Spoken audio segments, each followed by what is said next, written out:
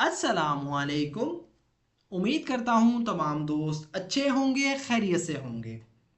दोस्तों, आज की इस वीडियो में हम एक स्टोरी को ट्रांसलेट करेंगे जिसका टाइटल है गोल्डन अपॉर्चुनिटी, यानी सुनहरी मौका। अपॉर्चुनिटी कहते हैं मौके को। इस स्टोरी का जो मोरल है वो आपको एडवांस बताता चलूं कि ज़िंदगी अक्सर हमें गैर मुतवक्के मौके पेश करती है। ये हम पर डिपेंड करता है कि हम उन मौक़ों से फ़ायदा उठाएं या उन्हें हाथ से जाने दें। दोस्तों, बहुत ही इंटरेस्टिंग स्टोरी है, वीडियो को एंड तक ज़रूर देखिएगा। Once in a small village lived a young man named Ehsan। Once मतलब एक दफ़ा या एक मर्तबा, इन अ स्मॉल विलेज एक छोटे से गांव में, लिव्ड मतलब रहता था, अ यंग मैन एक नौजवान, नेम्ड जिसका नाम था, एहसन यानी Ehsan. Once in a small village there lived a young man named Ehsan. एक दफ़ा एक छोटे से गांव में एहसन नाम का एक नौजवान रहता था।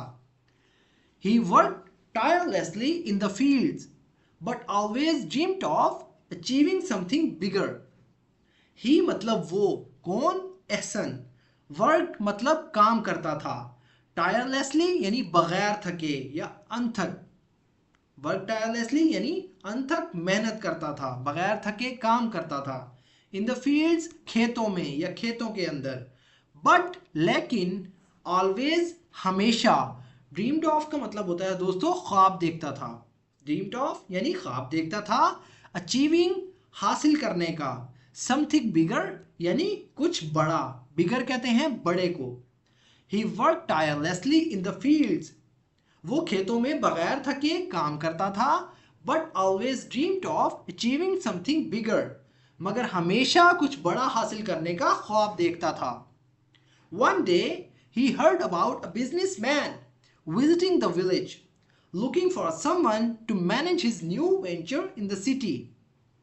One day, एक दिन, he heard about, उसने सुना, he heard मतलब सुना, about के बारे में, a businessman एक कारोबारी या एक ताजिर के बारे में, visiting the village यानी गांव का दौरा कर रहा है। विजिट मतलब दौरा करना।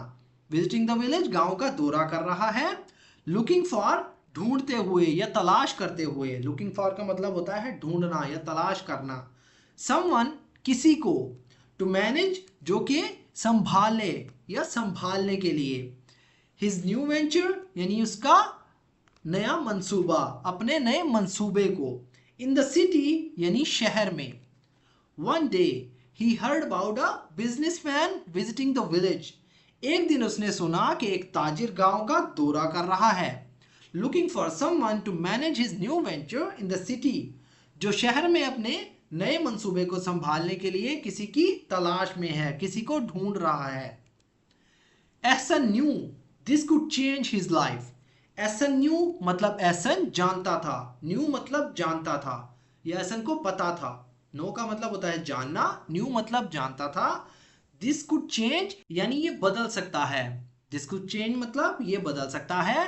हिज लाइफ उसकी जिंदगी। Ehsan knew this could change his life. Ehsan को पता था या एहसन जानता था कि ये उसकी जिंदगी बदल सकता है। Though inexperienced, Ehsan mustered the courage to approach the businessman. inexperienced though मतलब अगरचे या हालांकि। इनएक्सपीरियंस्ड मतलब ना तजर्बाकार था या ना तजर्बाकार होते हुए, मतलब उसके पास कोई तजर्बा नहीं था। एहसन मस्टर्ड यानी एहसन ने इकट्ठी की या जमा की। द करेज यानी हिम्मत। टू अप्रोच पहुंचने के लिए यानी अप्रोच करने के लिए, किसी तक पहुंचने के लिए। द बिजनेसमैन यानी ताजिर के पास।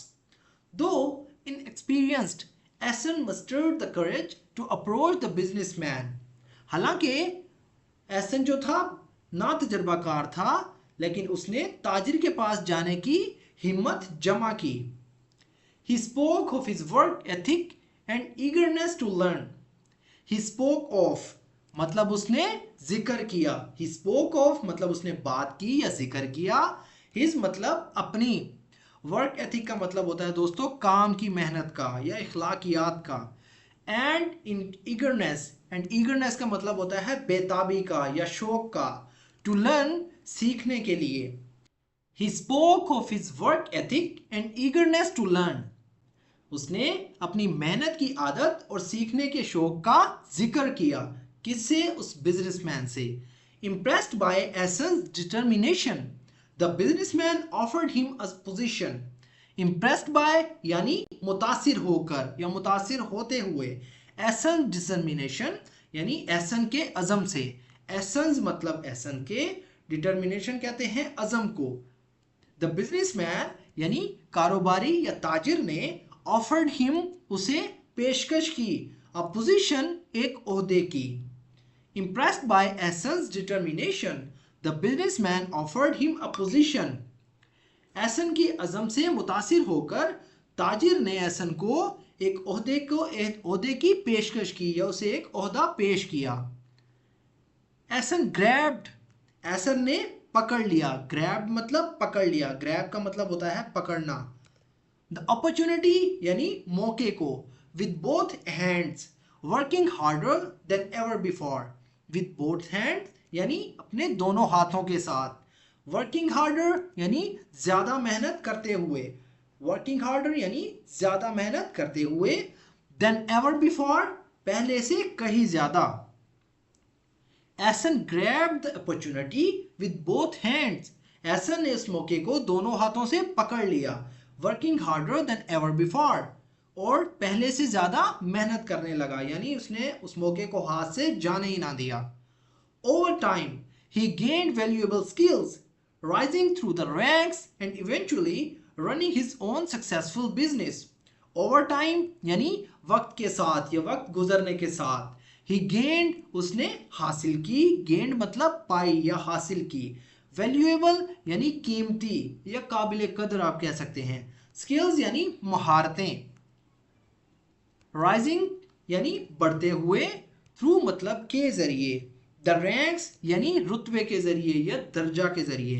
एंड इवेंचुअली और आखिरकार, रनिंग हिज ओन मतलब शुरू किया अपना खुद का। रनिंग मतलब चलाना या चलाया। रनिंग हिज ओन मतलब खुद का, ओन कहते हैं अपना या खुद का। रनिंग हिज ओन यानी शुरू किया अपना खुद का। सक्सेसफुल कामयाब, बिजनेस यानी कारोबार।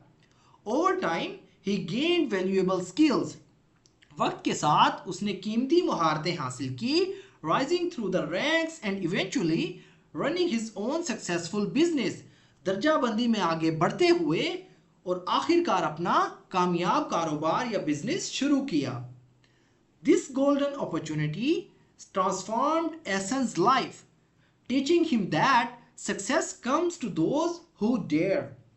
दिस गोल्डन अपॉर्चुनिटी यानी इस सुनहरी मौके ने, ट्रांसफॉर्म मतलब बदल दी या तब्दील कर दी।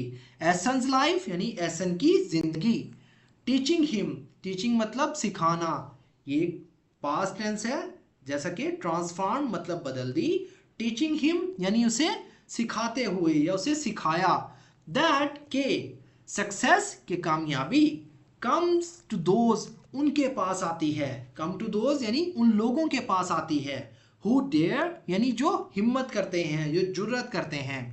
टू सीज द मोमेंट यानी मौके को, मौके का फायदा उठाने की। टू सीज का मतलब होता है दोस्तों कब्जा करना या फायदा उठाना। द मोमेंट यानी मौके का। This golden opportunity transformed essence life, इस सुनहरी मौके ने एसन की जिंदगी बदल दी। Teaching him that success come to those who dare to seize the moment, और उसने एसन को यह सिखाया कि कामयाबी उन लोगों के पास आती है जो मौके का फायदा उठाते हैं। तो इसका मोरल है, life often presents unexpected opportunities, it's up to us to recognise and act on them. Life often presents यानी जिंदगी अक्सर पेश करती है अनएक्सपेक्टेड अपॉर्चुनिटी यानी गैर मुतवक्के मौके। इट्स अप टू अस यानी ये हम पर मुनहसिर है, हम पे डिपेंड करता है। टू रिकॉग्नाइज यानी उन्हें पहचाने, एंड एक्ट ऑन देम और उन पे अमल करें। Life often presents unexpected opportunities, जिंदगी अक्सर गैर मुतवक्के मौके पेश करती है। It's up to us to recognise and act on them. ये हम पर मुनहसिर है कि हम उन्हें पहचानें और उन पर अमल करें। तो दोस्तों, अगर वीडियो आपको थोड़ी सी भी यूजफुल लगी हो तो प्लीज़ हमारे इस वीडियो को लाइक करें और इसे अपने दोस्तों के साथ भी शेयर करें। अगर आप भी चाहते हैं इस तरह की मजीद वीडियोस की मदद से अपनी स्पोकन इंग्लिश को इम्प्रूव करना, अपनी वोकेबलरी को इम्प्रूव करना, तो हमारे इस चैनल के साथ कनेक्ट रहें। तो दोस्तों, मिलते हैं अपनी नेक्स्ट वीडियो में। तब तक के लिए अल्लाह हाफिज़।